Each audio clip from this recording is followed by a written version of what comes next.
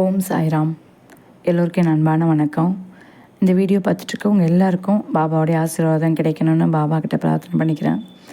இன்றைக்கி நம்ம என்ன பார்க்க போகிறோம்னா, என்னுடைய ஒரு பர்த்டேக்கு பாபா எனக்கு அம்மாவை காட்சி கொடுத்து எனக்கு பிடித்த ஒரு பொருளையும் கொடுத்து ஆசீர்வாதம் பண்ணின அந்த மகிழ்ச்சியான ஒரு தருணத்தை தான் இன்றைக்கி உங்ககிட்ட ஷேர் பண்ண போகிறேன்.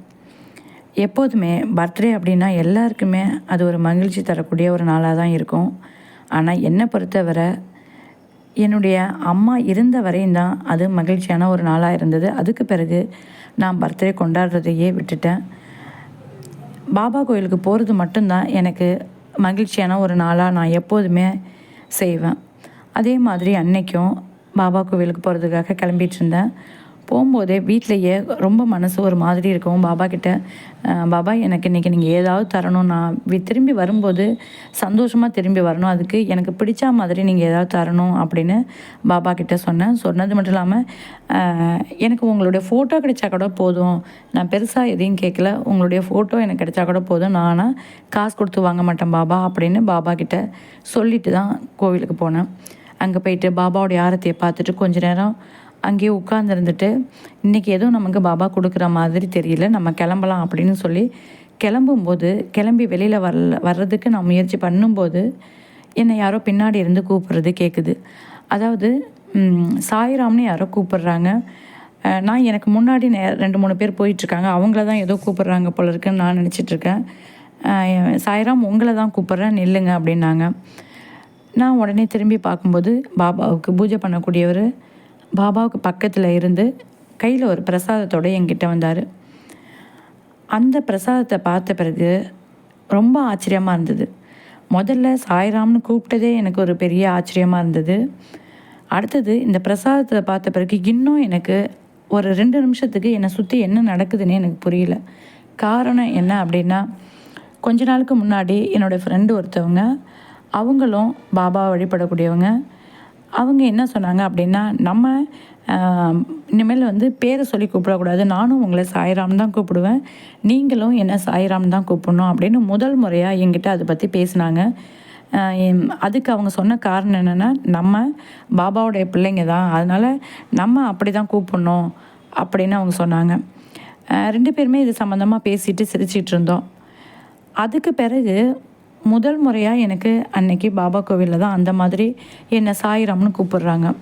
கூப்பிட்டதுமே எனக்கு ரொம்ப ஆச்சரியமாக இருந்தது. என்னென்னா, அவங்க சொன்னதை பாபா உறுதிப்படுத்துகிற மாதிரியும், ஆமாம் நீங்கள் என்னுடைய பிள்ளைங்க தான் அப்படின்னு பாபா சொல்கிற மாதிரியே எனக்கு இருந்தது. அது மட்டும் இல்லாமல் பாபா கையில் கொடுத்த பலகாரம் என்ன அப்படின்னா, அந்த பிரசாதம் நான் கொஞ்ச நாளுக்கு முன்னாடி சாப்பிட்ணுன்னு நினச்சது. அப்போ எனக்கு கொஞ்சம் வருத்தமாக இருந்தது. என்ன காரணம்னா, எது செய்யணும்னு நினச்சாலும், நம்ம எது சாப்பிட்ணும் விருப்பப்பட்டாலும் நம்ம தான் செஞ்சு சாப்பிட்ணும், நமக்கு யார் செஞ்சு கொடுக்க போகிறா, நமக்கு என்ன அம்மாவாக இருக்காங்க அப்படின்னு நான் கொஞ்சம் வருத்தத்தோட மனசுக்குள்ளே நினச்சிட்டு இருந்தது. அது நம்ம எப்படி தான் இருந்தாலும் நம்மளே என்னைக்காவது ஒரு நாள் செஞ்சு சாப்பிடுவோம் அப்படின்னு நினச்சிட்டு நான் அதை விட்டுட்டேன். அதே பலகாரத்தை பாபா கொண்டு வந்து அந்த கோவிலில் எனக்கு கையில் கொடுக்கும்போது, திரும்பி பார்க்கும்போது எனக்கு என்னுடைய அம்மாவை ரொம்ப வருஷத்துக்கு பிறகு பார்த்தா மாதிரி, அந்த நிமிஷம் என்னுடைய அம்மாவுடைய ஒரு இது அந்த இடத்துல எனக்கு இருந்தா மாதிரி இருந்தது. ஏன்னா, எப்போதுமே பர்த்டே அப்படின்னா நம்ம பிள்ளைங்களுக்கு ஏதாவது பிடிச்ச விஷயத்த செஞ்சு நம்ம சந்தோஷப்படுத்துவோம் இல்லையா? அதுவும் அவங்க கேட்காமலேயே தெரியுது அப்படின்னா அது அம்மாவுக்காக தான் இருக்கும். அதனால் கண்டிப்பாக அந்த நிமிஷம் எனக்கு என்னுடைய அம்மா மாதிரி தான் நான் பாபாவை பார்த்தேன். நம்ம ஒரு விஷயம் பிடிச்சது பிடிக்கல அப்படின்னு அம்மாவுக்கு மட்டும் தெரிகிற விஷயம் பாபாவுக்கு தெரியுதுன்னா, அன்னைக்கு எனக்கு பாபா தான் அம்மா அப்படிங்கிறத என் மனசில் பாபா ரொம்ப பதிய வச்ச மாதிரி இருந்தது. இது மட்டும் இல்லாமல் அதை நான் சாப்பிடவே இல்லை. ஏன்னா அதை கொண்டு வீட்டில் காமிக்கணும் அப்படிங்கிறதுக்காக வீட்டுக்கு எடுத்துகிட்டு காமிச்சிட்டு சாப்பிட்டேன். சாப்பிடும்போதே வீட்லேயே நான் ஹால்லே பாபா வச்சுருப்பேன். அங்கேயே உட்காந்து எல்லோரும் பேசிகிட்டு இருக்கும்போது, என்ன பாபா எனக்கு இது ரொம்ப பிடிக்கும்னு தெரியும், ஆனால் 2 தானே கொடுத்துருக்கீங்க அப்படின்னு பாபா கிட்ட கிண்டலாக சொல்லிக்கிட்டு சிரிச்சுக்கிட்டு நாங்கள் சாப்பிட்டோம். அதை கூட பாபா கேட்டுட்டு, நீ ஏன் கவலைப்படுற, உனக்கு நானே செஞ்சு கொடுக்குறேன் அப்படின்னு என்னுடைய வீட்டுக்கு பக்கத்தில் இருக்கக்கூடிய ஒரு அம்மா ஒருத்தவங்க அவங்கக்கிட்ட இது வரைக்கும் நான் சொன்னது கிடையாது, எனக்கு பிடிக்கும் அப்படிங்கிறதெல்லாம் எதுவுமே பேசினது கிடையாது.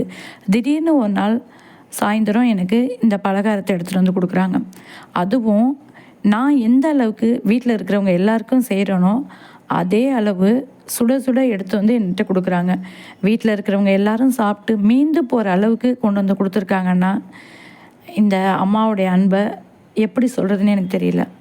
உண்மையாக சொல்லணும்னா, இது வந்து எனக்காக மட்டும் பாபா இந்த அற்புதத்தை நிகழ்த்தலை.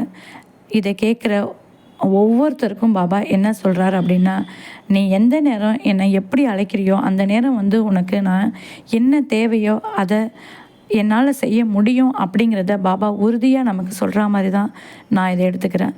நிறைய பேர் அம்மா இருக்கலாம், அம்மா இல்லாமலும் இருக்கலாம், அம்மா அன்புக்காகவும் அப்பா அன்புக்காகவும் இயங்கக்கூடிய ஒவ்வொருத்தருக்கும் இந்த பதிவு போய் சேரணும். கண்டிப்பாக பாபாவை எல்லா நேரத்துலேயும் அன்பாக நீங்கள் என்ன வேணும்னு கேட்குறீங்களோ கண்டிப்பாக அதை பாபா உங்களுக்கு கொண்டு வந்து சேர்ப்பார் அப்படிங்கிறது இது மூலமாக நான் உங்ககிட்ட சொல்லிக்கிறேன். எப்போதுமே நாம் அன்பாக கேட்கும்போது என்ன கேட்டாலும் நமக்கு கண்டிப்பாக கிடைக்கும். அதே மாதிரி நாம் பாபா மேலே முழு நம்பிக்கையாக இருந்தோம் அப்படின்னா நம்ம கேட்காமலேயும் பாபா நமக்கு எல்லாமே செய்வார். அடுத்த பதிவில் பாபாவுடைய இன்னொரு அற்புதத்தை நம்ம பார்க்கலாம். வாழ்க வளமுடன். நன்றி.